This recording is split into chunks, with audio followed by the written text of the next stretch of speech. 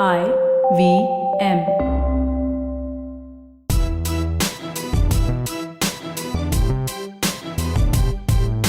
I'm Zarina Poonawalla, host of the Empowering Series podcast on the IVM network.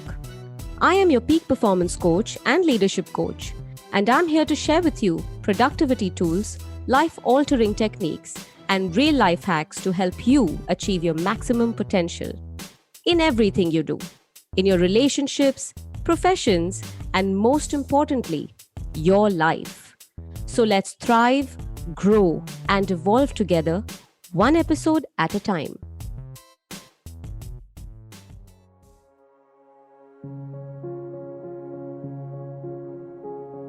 When we talk about the education sector, it is impossible not to mention the front line there, our very own teachers, professors, and educators.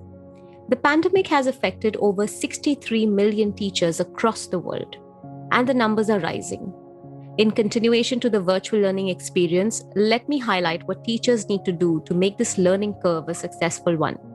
So, I have been reading up on what teachers around the world are doing to make this virtual learning experience interesting. And I filtered out the best ones right here for you, so hope this helps. Plan of action. A good mix of AVK, that is audio, visual, and kinesthetic communication. Now, the cons of virtual learning definitely are the missing presence, the tangibility, the eye contact, the energy of a classroom. But online learning gives you a great benefit when it comes to actually using the audio, visual, and kinesthetic learning, especially the audio visual, because you don't need to use the classroom projector, check the Wi-Fi there, switch off the lights, bring your laptop, bring a pen drive, bring a hard drive. No. You can do all of this very comfortably from the presence of your home and actually reach out to your kids. You can share more resources very easily and very quickly.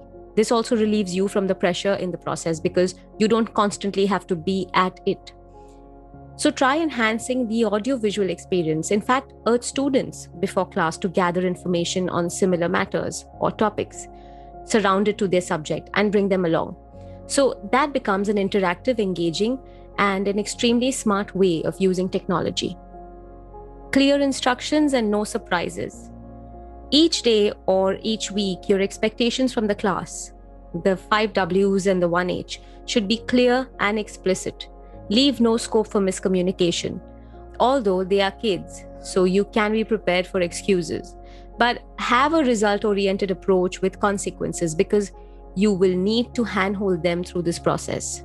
Despite their know-it-all attitude and probable chip on the shoulder, the setting expectations, outcomes, and consequences can increase a healthy pressure of performance and provide certain direction. And yes, avoid any surprises or vagueness. Stick to the plan. If you are one of those spontaneous teachers who probably likes to throw out a good challenge to their students, let your kids know that maybe on a Monday or Wednesday every week, or a Tuesday or Thursday every week, they can expect a surprise test or a pop quiz. But be specific even in your surprise. Use technological resources at your disposal.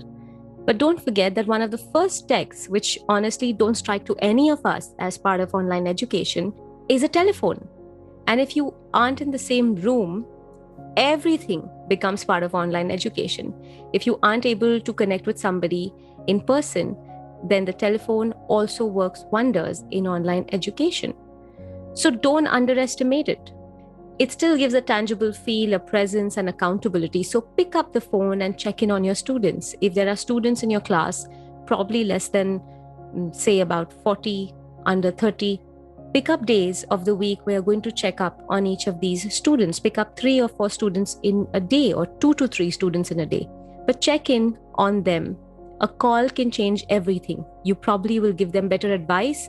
Maybe you will know which one is individually capable of what scope of work they have been able to cover, and what is their mental state, how are they dealing at home. So all of this together can be done on one phone call. And unfortunately, people do not realize that phones are also part of this entire online education process.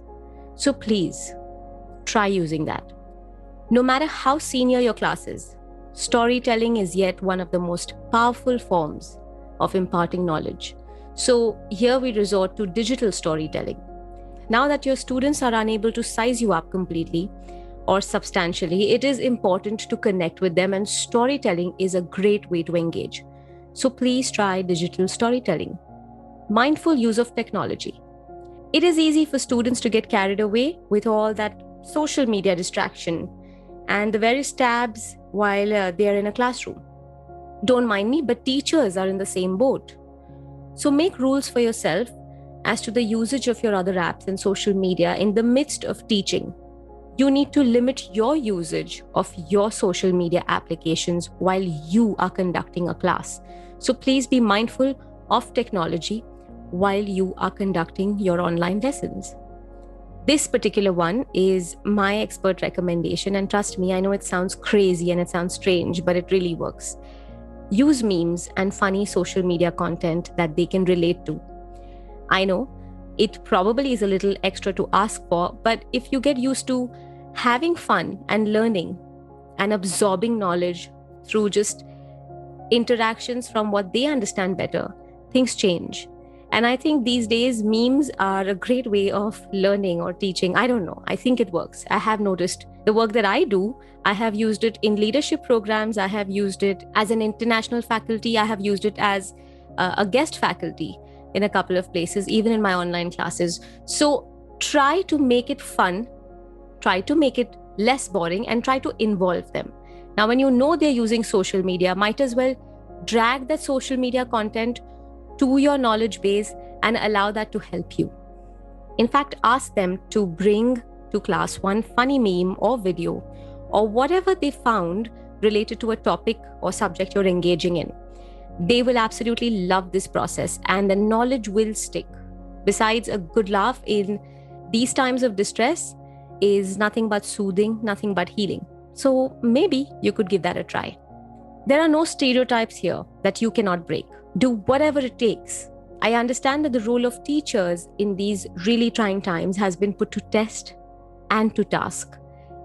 It's frustrating, it's disappointing, dealing with your own family off screen and those kids on screen. But hold on, hold your fort, because when you come out of this, when you come out the other side of probably the biggest teaching challenge you have ever faced in your learning curve, you are going to be an extraordinary educator, an exceptional teacher. So trust the process and grow with it. Be safe, be well, be empowered.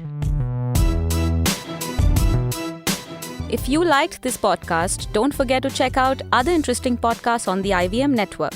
You can listen to us on the IVM Podcast app or ivmpodcast.com. You can also follow us on our social media. We are at IVM Podcasts on Twitter and Instagram.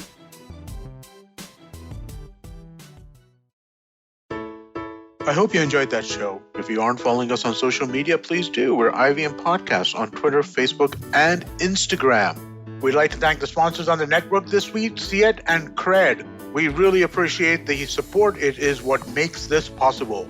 So it was a fun week on Cyrus Says. We had guests like Dolly Singh, we had Guneet Monga, we had Kamya Jani of Curry Tales, and Cock and Bull, as we always did. Do check it out. I think you'll really enjoy that. On Paisa Vaisa, we crossed 300 episodes, and Anupam was joined by Akhil Handa, the digital head of Bank of Baroda. All Things Policy discussed topics like the 100 years of China's Communist Party, the Facebook versus the Government of India case, and the evolution of Indian science. On the Wire Talk, Siddharth Bhatia was joined by Gautam Bhatia to discuss the Central Vista project and why it's attracting so much flack. Sadaf and Archit are back on the Non-Curry podcast, and this time they raise the temperatures as they discuss the beloved spice mirchi. On the Millennial Athlete, this week Tanvi and Shlok speak to Sarita Chauri, a visually impaired judoist. And finally, I want to ask you all to give a listen to the Triangle Offense. Anybody who has heard me talk on a podcast knows I can't shut up about basketball, and these guys know more about it than I do. So if you enjoy basketball, do check this out. Nishant and Monish do an excellent job with this show. I was one of their guests a few months ago, which is how I met them and tried to convince them to come onto the network, and they're finally here. So definitely do check this out. Show's available on all major podcasting platforms, but they also have a daily YouTube episode, which is available on the IVM Podcast channel. And with that, I hope to see you again next week.